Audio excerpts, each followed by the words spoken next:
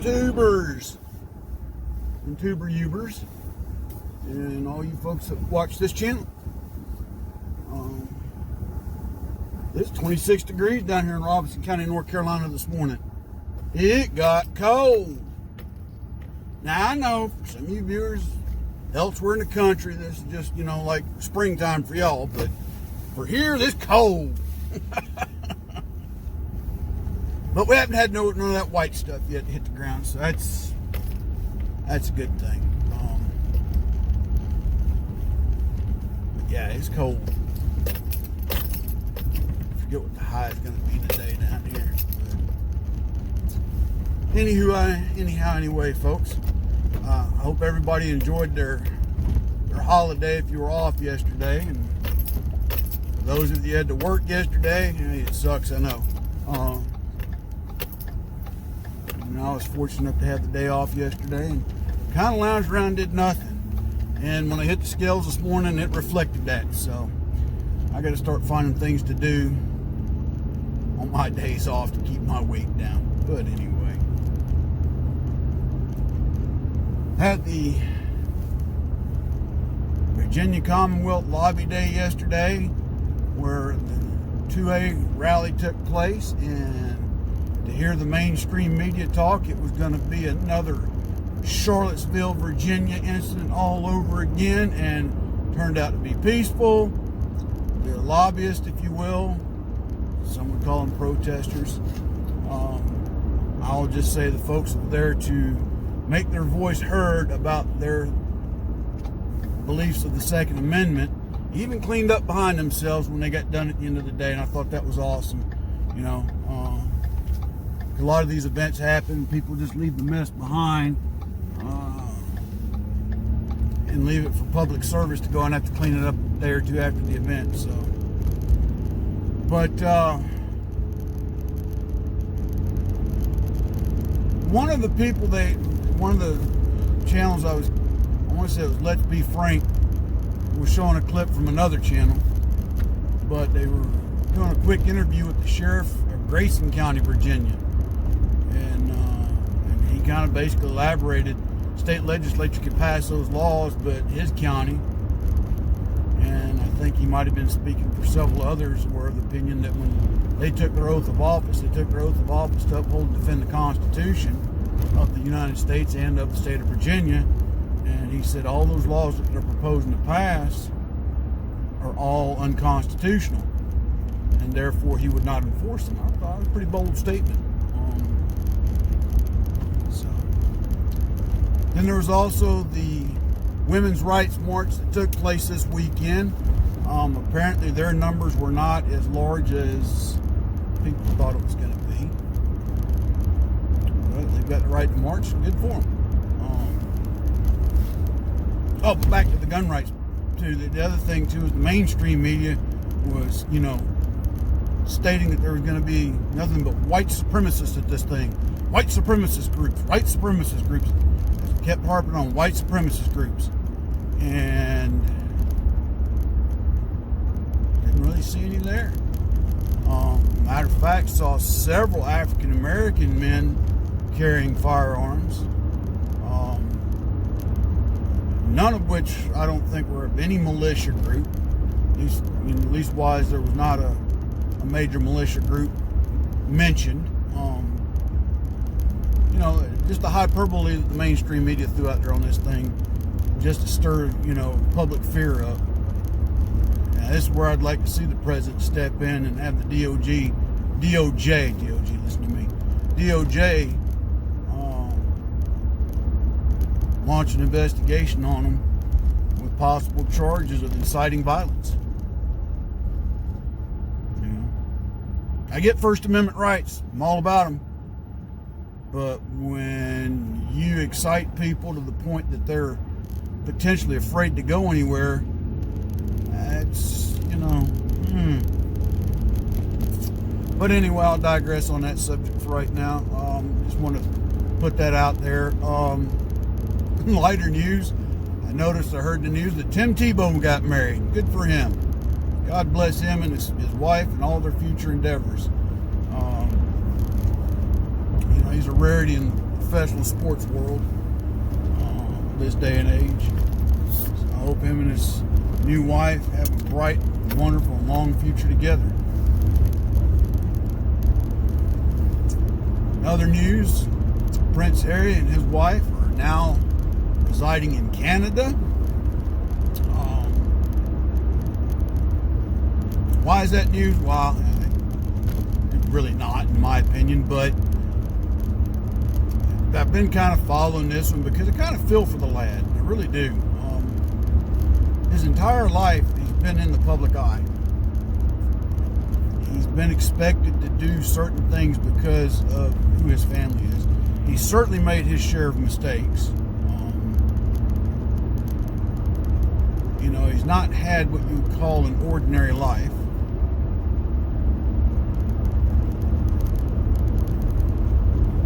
And I'll give him credit for this. When he came to his military duties, he didn't shirk his duties. If anything, he went and did what he was trained to do. But because of who he was, they kind of, and I get it, no commander wants to have a royal killed on their watch. I can't remember the last member of the royal family that was killed in battle. I have to go back and look at the history books. But no commanding officer wants to have to go explain to the king or queen that, your son, the prince, was killed under my watch because blah, blah, blah, blah. But I got to commend him for that. And his work for charity work he does for Africa, which, was one of his mom's big things. I truly, truly find commendable. It saddens me that he had to do what he did in order to escape, I guess, the public life. I'm almost certain it had to have broke his heart to some extent. Having to go before his father and his grandmother and the rest of the royal family and explain all this. There are going to be some that I'm sure are accusing his wife of interfering and intervening, but it's a marriage. I think he's doing what he thinks is right for his wife and their child. I commend him for it. Wish him and Meghan Markle all the best. I really do. But again, one of those things, like I said, some people think it's newsworthy, others don't. I just, I kind of follow it because, like I said, my heart goes out to the kid because the life he's had to live. He wants to kind of step back and lead a more ordinary life. Can't blame him for that. But anyway. So, the big ticket item of the day. The trial procedures for President Trump's impeachment begin in the Senate. I'll just leave it at this. Waste of taxpayers' dollars again. But now that the articles have been delivered, the Senate has to go through with this. I don't like Mitch McConnell. To me, he's caved in on too many other issues in the past. But I will give him credit here that, he keeps letting the House know right quick, right fast that they've got no say-so in the rules of what takes place in the Senate and how this thing's going to be adjudicated in the Senate. And reports state that they won't get enough votes in order to effect an actual impeachment to remove the president from office. I think this news said, and I'd have to go back and double check, but they need 67 votes in order to remove the president from office. Now, in sadder news, you got 6 or 7 rhinos that have more or less sided with the Democrats. One of them, a man I used to have the utmost respect for, but now I wouldn't give 2 ounces of rat urine for him. Lamar Alexander from Tennessee.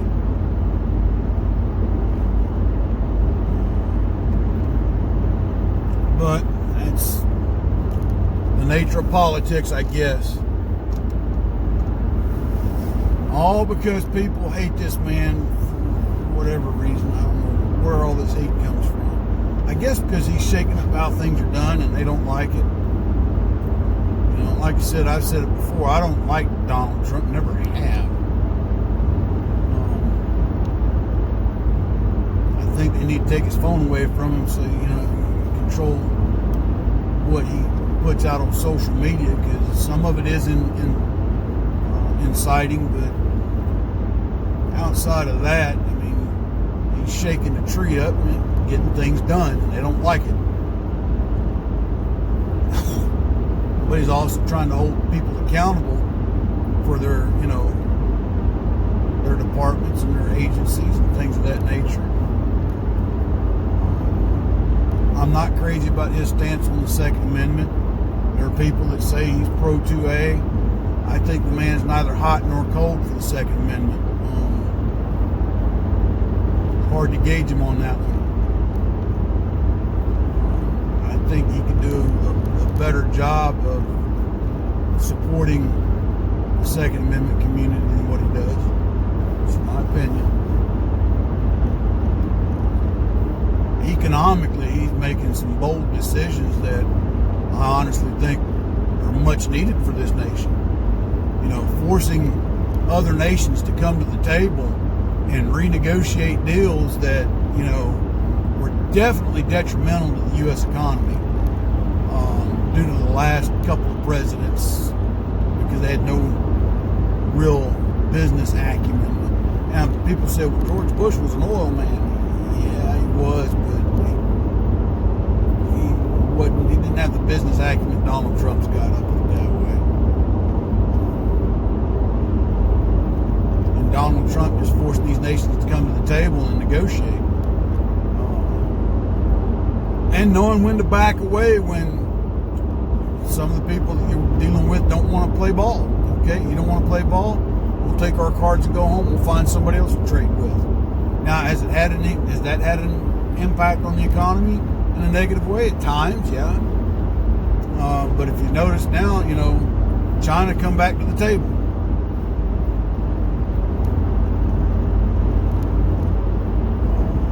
New trade agreement with Canada and Mexico is about to be done. Things of that nature. So he's really putting the screws to all these unfair deals, and he's, you know, calling out things what they are. You know, this whole nuclear deal with Iran was bogus. Should have never been agreed upon. A radical nation like Iran has no business with nuclear material that could be made into a nuclear weapon. None. Especially with their devout hatred of Israel. You figure if they want to take out Israel with a weapon, they're certainly going to try. And if you don't think it can be done, you think about it. The missiles they shot were ballistic missiles, surface-to-surface missiles that hit Iraq. Now, the accuracy, that can be debated, but it only takes one with a nuclear warhead to hit Israel and have a definitive, devastating impact on the whole nation. Okay?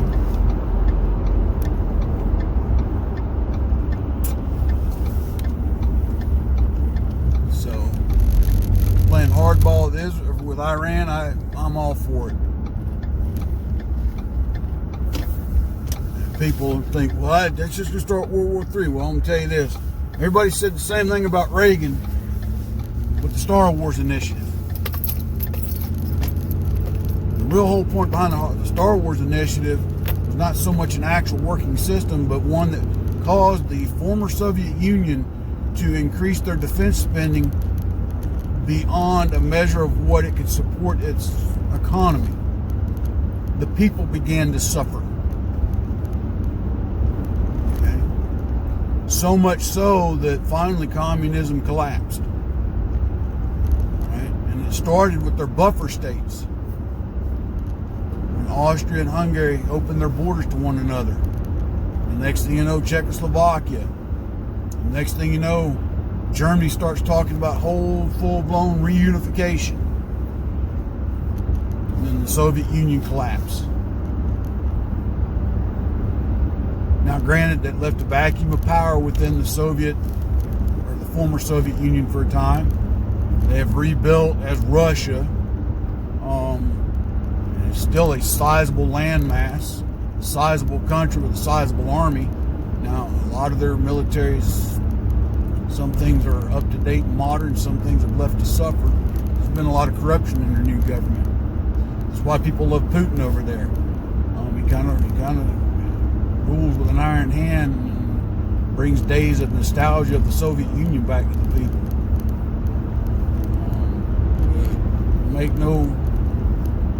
no bones about it. Russia's still a potential threat, folks. We haven't been hearing much about it lately in the news other than the campaign interference, but I'm talking about as a potential military enemy, potential economic enemy.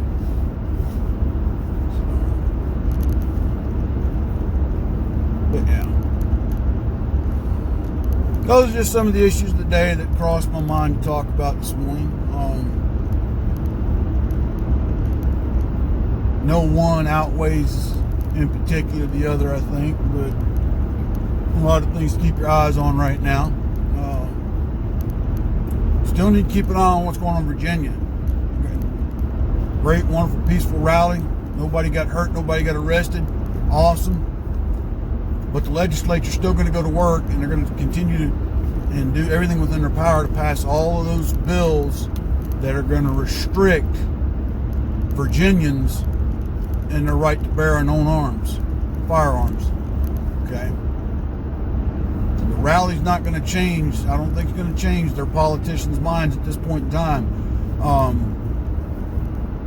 But I would say that a smart politician in Virginia would pay attention to the numbers that showed up and the fact that those people can put pressure on them in the legislature by nominating new candidates that are a little more middle of the road.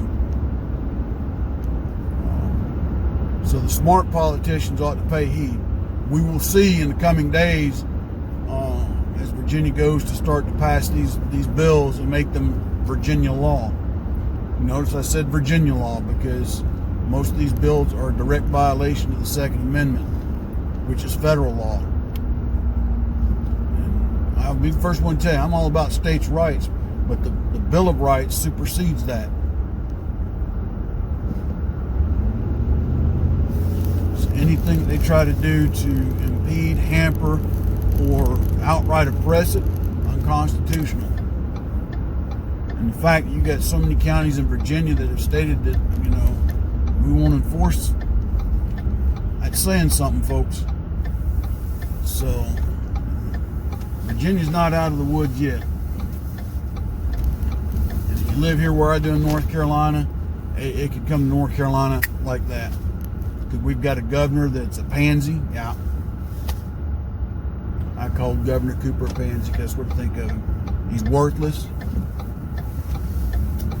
He doesn't have North Carolinians' interest at heart. He's only about serving himself. So, that's what I think of Roy Cooper. With that being said, folks, we're going to close this segment out for today. I got to get ready to go to work. God bless, take care. Charities always ask you to help out with if you can. TonesToTowers.org. Valor for Veterans, Pin Up for Vets, and Folds of Honor. Vendors I'd ask you to check out and help out. Money Quick Pawn, Fayetteville, North Carolina. Robert's Custom Woodwork, Unsung Patriot. I got another link I've got to eventually add, but it's Black Bag Resources. You need to go check him out. He's got a lot of good stuff. Bought these gloves from him. They are phenomenal. Comfortable, well padded, well insulated. Good shooting gloves. Good all around work gloves. Go check him out, blackbagresources.com. And then, I've got my books on Amazon. The prices have been reduced as of today. You can get Old Soldier's Poetry and Prose, Life, Love, and Liberty for $10. And Thoughts of an Old Soldier is now $6.50. So if you haven't got your copy now, now's the time to get them. And likewise, I've got my t-shirt, sweatshirts, things of that nature down below as well. Go check them out. So, that being said, folks, until tomorrow, God bless, take care. Old Soldier out.